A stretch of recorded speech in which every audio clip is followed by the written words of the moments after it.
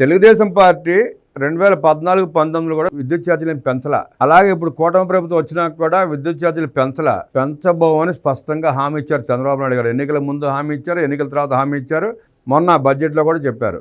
అయినా జగన్మోహన్ రెడ్డి మత్తి లేకుండా మాట్లాడే మాటలు ఎలా ఉంటాయంటే విద్యుత్ ఛార్జీలు భయంకరంగా పెంచారంటాడు. ఎక్కడ పెంచారో అర్థం కాదు. చెప్పబోయండి చెప్పడం, దిక్కుమాలిన మాటలు, పెచ్చ ప్రలాపంలో, అడ్డగోలు ఆరోపణలు. ఎక్కడ పెంచారు చూపించండి అంటే ఒకటి చూపించడు. విద్యుత్ ఛార్జీలు పెంచారంటాడు. జగన్మోహన్ రెడ్డి హయాంలో 9 సార్లు పెంచాడు విద్యుత్ ఛార్జీలు. 9 సార్లు. నవరత్నాలు అన్నాడు కదా, ఆ నవరత్నాలు పదం గుర్తుండిపోయి కరెంటు బిల్లు రూపంలో నవరత్నాలు చేశాడు అన్నమాట. దాన్ని ఆ 9 తీసుకొచ్చి ఇక్కడ కలిపాడు. ఆ రత్నాలు ఎగ్గొట్టాడు అందరికీ. ఆ 9 తీసుకొచ్చి 9 సార్లు విద్యుత్ ఛార్జీలు పెంచాడు ఆయన. కరెంటు బిల్లులు బొగ్గమన్నాయి జగన్ రెడ్డి పాలనలో. సిగ్గు లేకుండా నిసిగ్గుగా మాడుతూ ఉంటాడు. ఇంకా పెంచారు అంటాడు. చూపించమంటే చూపించడు. ఒక్క కరెంటు బిల్లు పెరిగింది ఎక్కడన్నా? ఒక్కళ్ళు బయటికి రాగలిగారా కరెంటు బిల్లు పట్టుకుని? నీ పాలనలో ప్రతిరోజు ప్రతి నెల 100 మంది 1000 మంది కరెంటు బిల్లు పెట్టుకుని సోషల్ మీడియా తిరిగారు. పాకుంటే 5000 బిల్లు, పెంకుటిల్లు ఉంటే 10,000 బిల్లు, చిన్నపాటి డాబా ఉంటే 10,000 15,000 బిల్లు వచ్చిన పాలన నీది జగన్ రెడ్డి. కూటమి ప్రభుత్వాలు అద్భుతంగా ఉంది.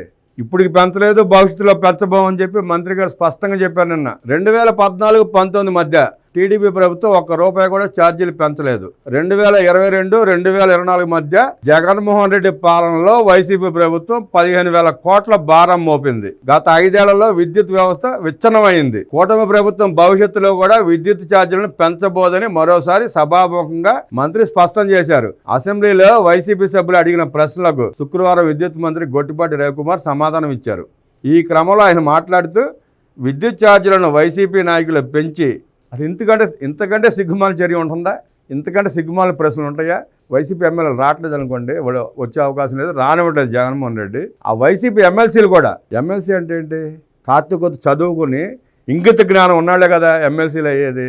ఆ ఇంగిత జ్ఞానం లేనందరూ ఎమ్మెల్సీలు అయ్యారు. అక్కడ దరిద్రం అది మనకి. రాష్ట్రానికి పట్టిన దరిద్రం ఏంటంటే కనీసం ఇంగిత జ్ఞానం లేని ఎమ్మెల్సీలు ఉన్నారు ప్రస్తుతం ఇప్పుడు అక్కడ వైసీపీ తరఫున. కరెంటు బిల్లులు, కరెంటు ఛార్జీలు 9 సార్లు పెంచిన మాట్లాడకుండా, అడగకుండా, నిలదీయకుండా ఇప్పుడు వచ్చి మీరు పెంచుతారా అంటారేంటి? వీళ్ళు పెంచమయ్యా బాబు అని మొత్తుకొని చెబుతా అంటే మతి లేని ప్రశ్నలు. విద్యుత్ ఛార్జీలను వైసీపీ నాయకులు పెంచి వాటిపై వాళ్లే ధర్నాలు చేసి సభలో ఏమీ తెలియనట్టు ప్రశ్నలు అడుగుతున్నారని మండిపడ్డారు. అంటే ఇదో షో పుట్టప్ అనమాట. రికార్డ్స్లో ఉంటుంది కదా, మా వైసీపీ ఎమ్మెల్సీలు విద్యుత్ ఛార్జీల మీద ప్రశ్నలు వేశారు, ప్రభుత్వం సమాధానం చెప్పలేకపోయింది, సమాధానం చెప్పింది. ప్రశ్నలన్నీ రికార్డులో నోట్ అయి ఉంటాయి. అంటే మీకు భవిష్యత్తులో ఎప్పుడన్నా మళ్ళీ అబద్ధాలు చెప్పుకుంటాకి వీటిని వాడుకుంటారనమాట. దొంగ నరిసినట్టు ఉంటుంది వీళ్ళ తీరు.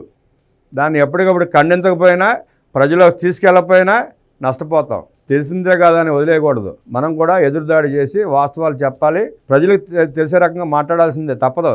మనం దొంగలతో యుద్ధం చేస్తున్నాం. ఏం చేస్తాం? బాహుబలి సినిమాలో కాలకేయులతో యుద్ధం చేసినట్టే పరిస్థితి మంది. ఇదొక వింత సాంప్రదాయం అని పేర్కొన్నారు.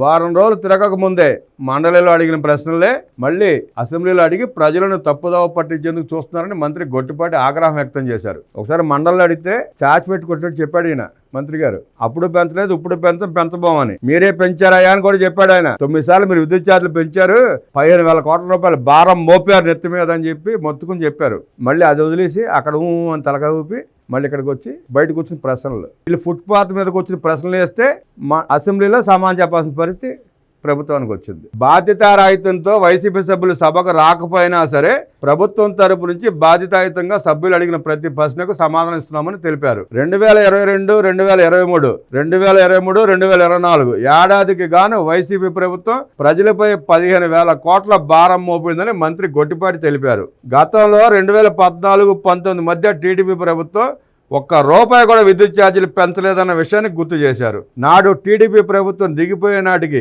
మిగులు విద్యుత్తో రాష్ట్రాన్ని వైసీపీ ప్రభుత్వానికి అప్పగించామని చెప్పిన మంత్రి గత 5 ఏళ్లలో విద్యుత్ వ్యవస్థను వైసీపీ ప్రభుత్వం విచ్ఛిన్నం చేసిందని స్పష్టం చేశారు. జగన్ అనాలోచిత దుర్మార్గపు చర్యలతో 9 సార్లు విద్యుత్ ఛార్జీలు పెంచి ప్రజలపై భారం మోపాడని వైసీపీ నాయకులపై మండిపడ్డారు.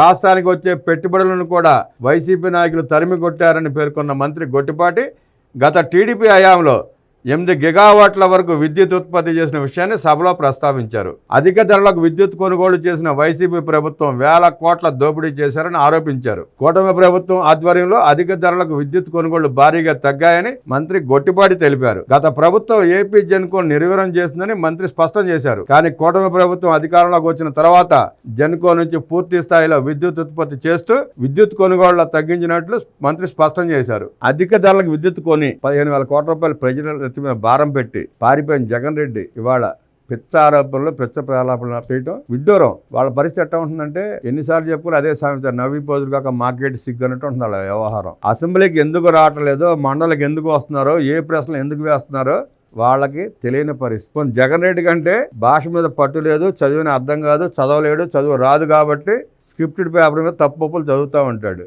ఎమ్మెల్సీలకు ఏమైందో అర్థమై సావదు. ఎమ్మెల్సీలు చదువుకున్నాళ్లే కదా, మీరు ఎలా ఆ ప్రశ్నలు అడగలుగుతున్నారని చెప్పి బయట ప్రజలు నిలదీయకపోవడం కూడా వీళ్ళ పిచ్చ పరాకాష్ఠకి నిదర్శనం.